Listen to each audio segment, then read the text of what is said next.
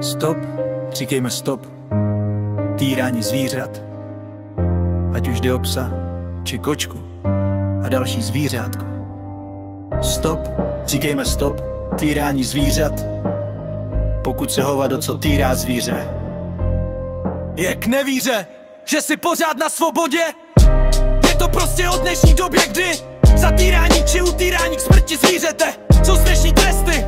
Měli by správně dostat jako za vraždu. Zvířátko je lidská bytost. Stop, říkejme stop. Týrání zvířat. Posílám rest in peace nahoru do nebe. I za tebe všem utyraným. Či zahynulým zvířátkům na zvířatech nám záleží. Je to hlavně o lidech a jejich půdech.